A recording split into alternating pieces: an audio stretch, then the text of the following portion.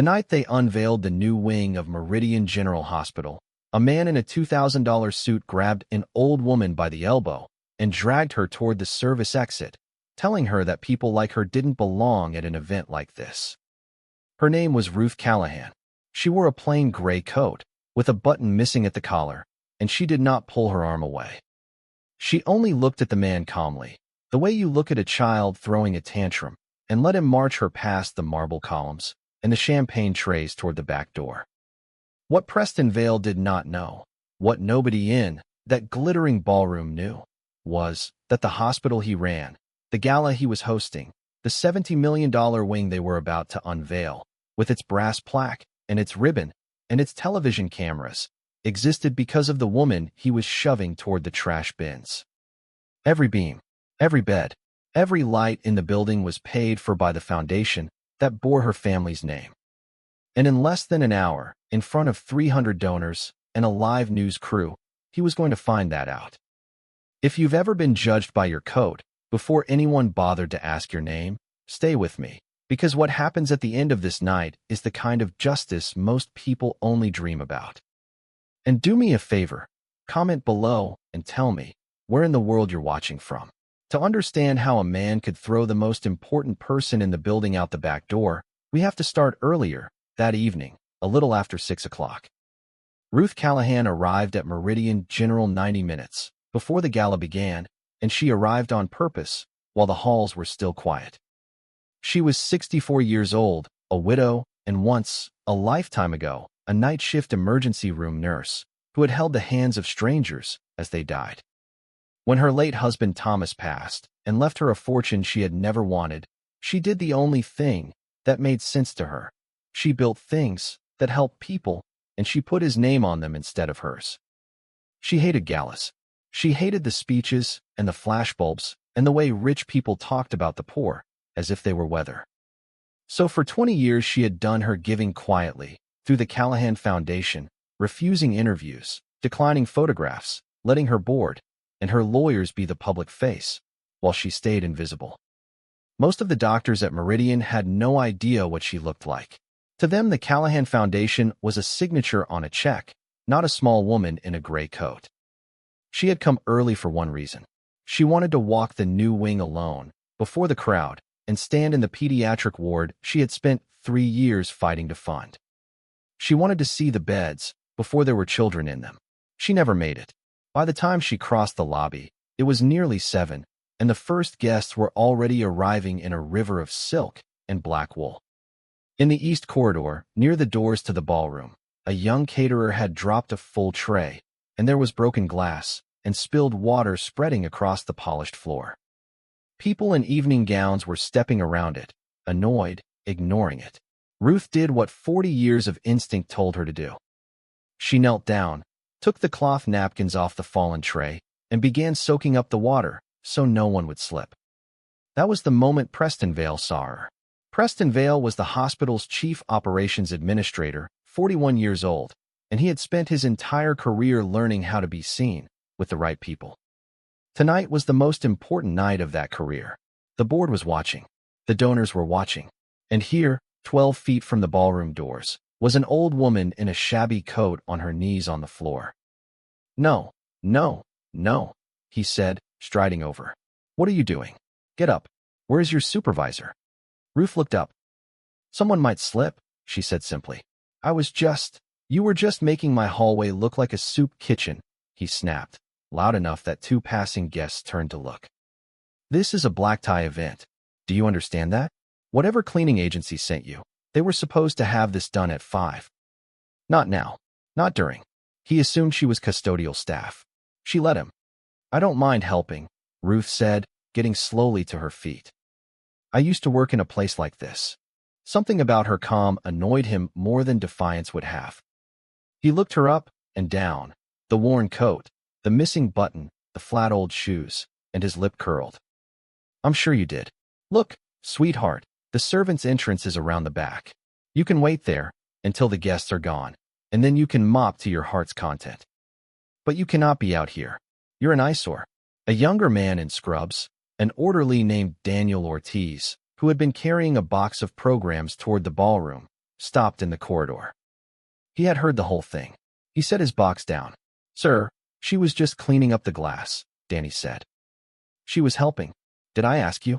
Preston said without even turning. "Get back to work, before I find someone who wants your job." Danny's jaw tightened, but he was 23, he worked 3 jobs, and he had a mother on dialysis and a stack of unpaid nursing school application fees on his kitchen table. He had learned the hard way that men like Preston Vale could end you with a phone call. He looked at the old woman with an apology in his eyes. Ruth gave him the smallest smile, as if to say, "It's all right, son. I've met his kind before."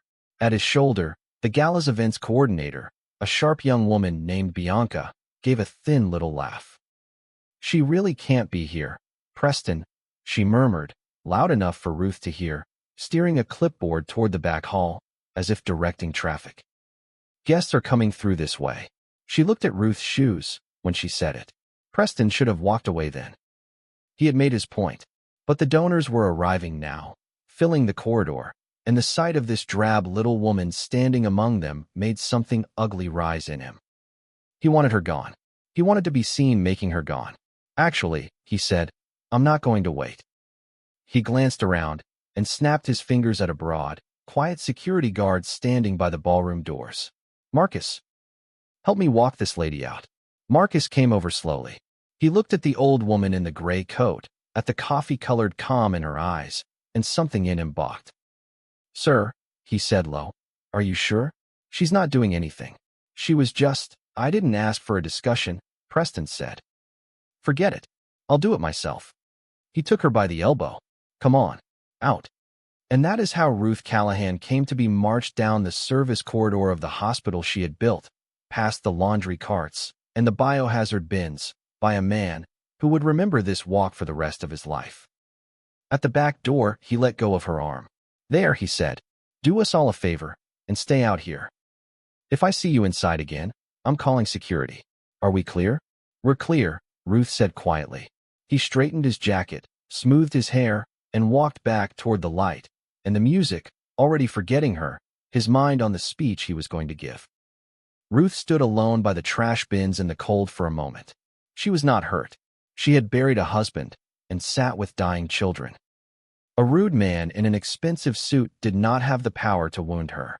But she was tired, in the deep way that has nothing to do with sleep, tired of what money did to people, tired of watching kindness get treated like weakness. The back door opened behind her. It was Danny, the young orderly, with 2 paper cups of coffee from the break room. "I'm really sorry, ma'am," he said, holding one out. "He shouldn't have done that. He's like that with everybody who can't do anything for him. Here, it's terrible coffee, but it's hot." Ruth took the cup. "Thank you, Daniel," she said, reading the name off his badge. "You didn't have to come out here. My grandma raised me," he said, like that explained everything. And to Ruth, it did. They stood together by the bins, 2 people the party didn't want, and they talked. Danny told her about the 3 jobs, about his mother, about how he wanted to be a nurse more than he'd ever wanted anything, and how the application fees alone had wiped out his savings twice. He wasn't complaining. He said it the way young people say the things they've stopped letting themselves hope for. Ruth listened the way she'd learned to listen 40 years ago, and she did not tell him who she was. She only asked his last name and where he'd applied, and she committed it to memory the way she committed everything that mattered. Inside, the gala was reaching its peak. It was 7:45. The lights dimmed, and the hospital's chief executive, Dr. Evelyn Shaw, stepped up to the podium beside a tall shape covered in blue velvet, the plaque for the new wing, waiting to be revealed. "Ladies and gentlemen," Dr. Shaw said, "for 20 years, this hospital has been kept alive by the extraordinary generosity of one foundation. Tonight, for the first time in her life, the woman behind it has agreed to be here in person to unveil this wing herself. It is the honor of my career to introduce our founder and chairwoman, Mrs. Ruth Callahan." Polite applause rippled through the ballroom. Heads turned, searching for a distinguished figure in silk and diamonds. No one came to the podium. Dr. Shaw scanned the room, her smile faltering. Preston Vale, standing near the front, with a glass of champagne, felt the first cold finger of dread touch the back of his neck, though he could not yet have said why. A murmur spread. Where was she? Had she not arrived? And then a side door opened, and a small woman in a plain gray coat walked into the ballroom, a paper coffee cup still in her hand, a young orderly in scrubs beside her. Dr. Shaw's face broke into relief and something like awe. There she is, she said into the microphone. Mrs. Callahan, please, come up. 300 heads turned to watch the old woman that Preston Vale had thrown out, with the trash walk slowly up the center of the room toward the podium. And Preston Vale's champagne glass slipped in his hand, sloshing over his $2,000 sleeve as the blood drained out of his face. Ruth reached the podium. Dr. Shaw pulled the velvet cloth away, and there it was, in polished brass, catching the television lights, so the whole room could read it. The Thomas Callahan Pavilion. A gift of the Callahan Foundation. And beneath it, in smaller letters, founded and funded by Ruth Callahan, R.N. The room went silent. Ruth set her coffee cup down on the podium, an ordinary paper cup on a marble stand, and looked out at the sea of faces. She was not smiling. She was not gloating. When she finally spoke, her voice was quiet, and the room leaned in to hear it. Thank you, Evelyn, she said. I wasn't going to say much tonight. I'm not one for speeches. But something happened in the hallway an hour ago that I think you should all know about, because it's the most important thing that will happen at this gala. She found Preston in the crowd. She did not point. She only looked at him, and 300 people followed her gaze. An hour ago, I was on my knees in your east corridor, cleaning up broken glass, so that one of your guests wouldn't fall and break a hip in the very hospital I built. And a man who works for me, a man whose salary is paid out of my foundation, took me by the arm and threw me out the back door by the trash bins. Because of my coat, because I looked like someone who couldn't do anything for him. She let that sit. I've given this hospital 20 years and most of my fortune, she said. And in 20 years, I have learned exactly one thing worth passing on. You can tell everything you need to know about a person by how they treat someone who can do nothing for them. Everything. Not how they treat the donors. Not how they treat the cameras. How they treat the woman on the floor. Then she turned to the young man beside her. This is Daniel Ortiz. An hour ago, when it cost him something to do it, he stood up for a stranger he thought was a cleaning lady. Then he brought her a cup of coffee in the cold. He works 3 jobs. He wants to be a nurse. She looked back at the room. He's going to be one. The Callahan Foundation will be covering his education in full starting tomorrow. Because that boy with the coffee, is what this hospital is supposed to be. The applause that broke then was not polite. It rose from the floor like a wave, and Danny stood there blinking, not understanding yet that his whole life had just changed. The consequences came quickly, and they came in order. Preston Vale was gone before the night was over. Dr. Shaw and the board did not need a meeting. His position was terminated at once, and the story of what he had done followed him out the door and into every hospital administration in the state, so that the phone calls he had used to threaten people now went unreturned when he made them. The events coordinator, a woman named Bianca, who had laughed along with Preston and helped steer Ruth toward the exit, was not fired. Ruth was specific about that. She followed a cruel man because she was afraid of him, Ruth told the board. That's a thing you can unlearn. Bianca kept her job on the condition that she spend 1 shift a month volunteering in the very ward she'd sneered at. Within a year, it was the part of her month she protected most fiercely. And the security guard, Marcus, who had been ordered to help throw Ruth out, and had balked, who had looked at her and asked, "Sir, are you sure?" Before Preston brushed him aside, Marcus was promoted to head of guest services, because a man who hesitates before doing the wrong thing still has something worth keeping.